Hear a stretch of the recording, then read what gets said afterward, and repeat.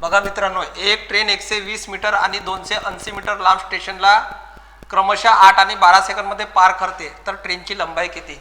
अशा प्रश्नांना काय करायचं, 120 मीटर लांब ट्रेन आहे प्लस x मीटर, कारण आपल्याला ट्रेनची लंबाई माहीत नाही, डिवाइड बाय किती सेकंदात पार करते, तर 8 सेकंदात पार करते, इज इक्वल टू काय म्हणते 280 मीटर रेल्वे स्टेशनला किती मिनिटात पार करते, तर करते 12 सेकंदमध्ये। एक्स कशाची घेतलो, ट्रेनची आपल्याला लंबाई काढायची आहे।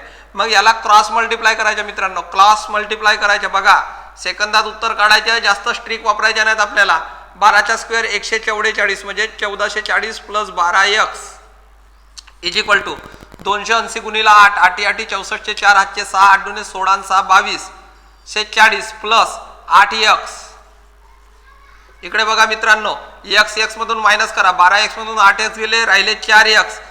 14 से 40 22 से 40 मधून मायनस करा, मोठ्या संख्येतून लहान संख्या मायनस, 0 0 0 0, 12तून 4 गेले, 8 राहिले, 8 से, तर x बरोबर किती, तर x बरोबर 8 से डिवाइड बाय 4 म्हणजे x बरोबर 200 मीटर। 200 मीटर मित्रांनो त्या ट्रेनची लांबी आहे।